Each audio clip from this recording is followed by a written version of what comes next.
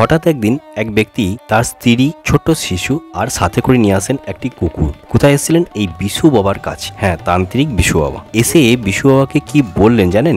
অবশ্যই জানাবো। তারা কোন রূপে এসেছিলেন তান্ত্রিক বিশু বাবার কাছে, সবটাই শোনাবো এই বিশু বাবার মুখ থেকেই। বিশু বাবা এই কাহিনী শোনাতে শোনাতে কেঁদেও ফেললেন। আপনারা নিশ্চয়ই জানেন এটা কোন বিশু বাবার কথা বলছি। হ্যাঁ, এটি হলো চান্না গ্রামের ভৈরব বাবার মন্দিরে যে তান্ত্রিক আছেন সেই বিশু বাবার কথা।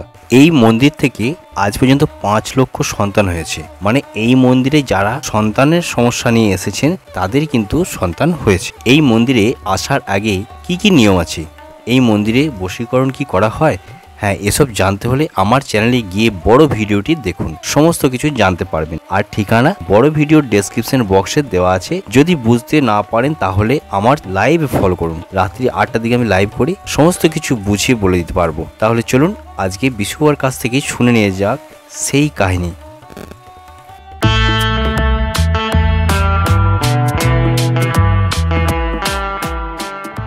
আমাদের এটাই খারাপ হয়ে গেছে।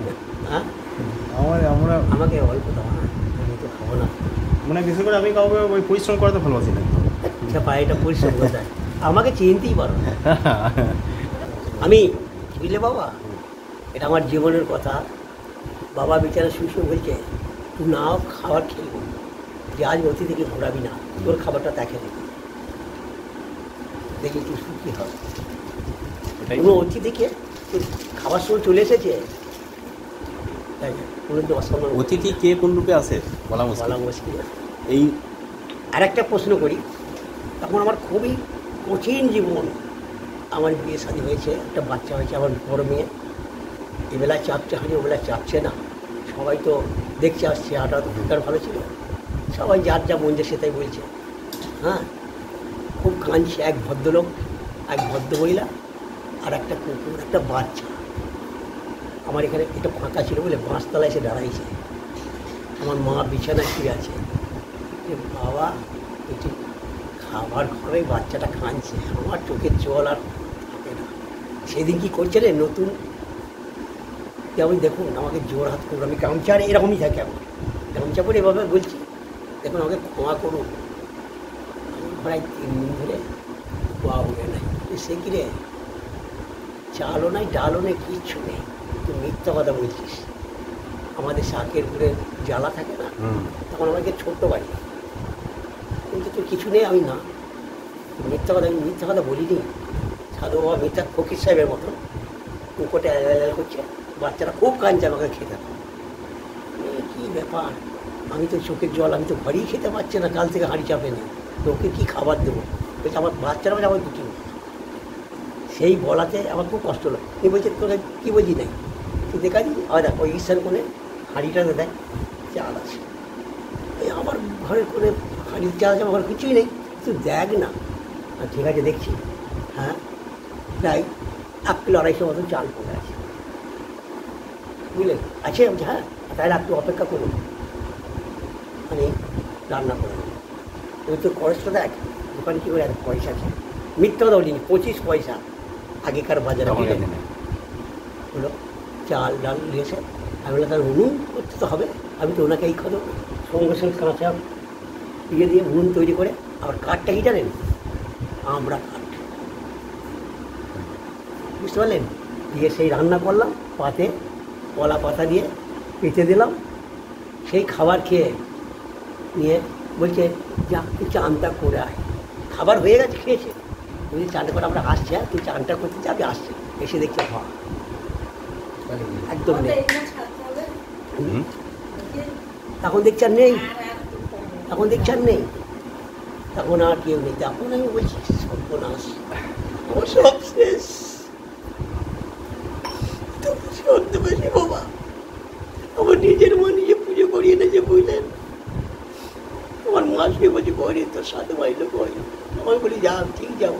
ঘাটের মধ্যে তখন দেখতাম প্রচণ্ড ভর হতো, জিজ্ঞেস করি 3 ঘন্টা 4 ঘন্টা, হ্যাঁ ভর মানে আমার বিখ্যাত ভর হতো, এই মন্দিরটাকে তজনজ করে দিত। ওটা আগে হতো, আগে আমি ভরটাকে আমি নামিয়ে নিলাম, যে মার কষ্ট দিই না, এই মাথা অপারেশন করলো, তখন তাও আবার খেলে মন তাড়াতাড়ি নিয়ে বেড়ায়। আচ্ছা ভরটা কীভাবে নামানো হয় তাহলে? ভরটা ও যখন আসবে না তখন গোটা শরীর হালকা হয়ে যাবে, কাঁপবে এরকম করে কাঁপতে তুলবে, তারপর সে গুঙ্গি উঠবে, গুঙ্গি তার জ্ঞান আর হয়ে যায়, তারপর তার নিজের খেলা আরম্ভ করে। জটাতে এরকম ঘুরতো, সানাই যাওয়া তো এইখান থেকে টানতো, ওখানে যেত, এখানে টানতো, ওখানে যেত, ভাসতো। আবার যার যা বলতো, কেউ ভয়ে ভয়ঙ্কর, কেউ বলতো বাবা এটি যাইটা হবে ওটা আপনি নিজেই নামছি? না, মাকে আমি ক্ষমা চেয়েছি, আমি নিজের আমাদের পারবো। আচ্ছা, আমার মাকে যে মাথায় কেটে এলাম, মা আমাকে এরপর ক্ষমা কর, অনেক কষ্ট দিয়েছিস, অনেক কষ্ট দিয়েছিস আমাকে, ঘর দেখা যাবে না, দেবারাত্র বলছি তো জটাই কোমরে আছে, নেই তাই শীতে বলো বলছিল, বললো কোমরে জটা বেঁধে যখন কাজ করতাম না, মাথায় জটা, লোকের বাড়িতে কাজ করতাম, বাদুন ঝাড়া করতাম, দিলেন পড়ে যেত যে আমার কিন্তু কিছু হয় নাই, আমার কিছু হয় না, আমি পেটের দায়ে এসেছি, সম্মান যাচ্ছে তো আমার সম্মান যেন আবার মুখে নিয়ে নিংড়ে নিয়ে আবার বেঁধে দিতাম, থাক না, আমার কী হবে, আমার কিছু হবে না, যখনই কিছু বলতে আমার কিছু হয় না, আমি এই কথাই বলতাম, কিন্তু আঘাত পেলে আমাকে একটু শান্তি দিবি না, কী হয়েছে, লোকে কী বলছে, আমার থেকে দরকার নেই, আমাকে অপমান কর, তোকে অপমান করছি, আমি এরকম তুই থেকে করতাম, তুই অপমান করছি, আমাকে অপমান করে নেই কেউ, আমাকে ভালোবাসছে, আমাকে অপমান কেউ করে নেই, তুই আমাকে করতে হয় না, তোকে করি তুই থেকে করি, মার সঙ্গে বলি তুই কাটতে থেকে করি, যেমন হয় না, যখন মা বেটা কথা বলা হয়, কিন্তু সেই রূপটা নয়, তখন আমার মায়ের রূপ, তখন অন্যরকম। বসালে বসে এরকম বসি, মাও বসে। এই কাহিনী শোনানোর পর বিশু বাবা আমাকে তার ঘরে নিয়ে গেলেন, আগেকার যেসব ছবিগুলো ছিল সেগুলো দেখানোর জন্য। আগে কতটা জটা ছিল ওনার, সেটা তো এখন দেখতে পাওয়া যায় না, সেটাই কিন্তু উনি দেখালেন। আর এই ভিডিও এডিটটা কেমন হয়েছে অবশ্যই কিন্তু তোমরা কমেন্ট বক্সে কমেন্ট করে জানাবে। আর এরকম আরও নতুন নতুন ভিডিও পেতে চ্যানেলটিকে সাবস্ক্রাইব করে পাশে থাকা নোটিফিকেশান বেল আইকনটিকে কিন্তু প্রেস করে রাখবে, তাহলে যখন এরকম ভিডিও আসবে সবার আগে তোমরা পেয়ে যাবে।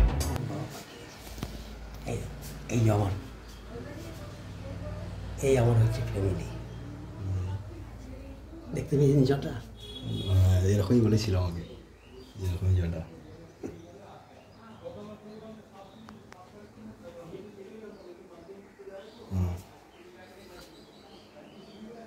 আর আছে ভয়ঙ্কর, সেগুলো সব এখানে নেই, সব উপরে তাকে তোলা আছে। তাহলে চলো বন্ধুরা, আজকের মতো ভিডিওটা এখানেই শেষ করছি, পারলে ভিডিওটা একটু শেয়ার করে দেবে ভৈরব বাবার নাম করে। তাহলে চলো, বাই বাই, আবার দেখা হবে নেক্সট ভিডিওতে।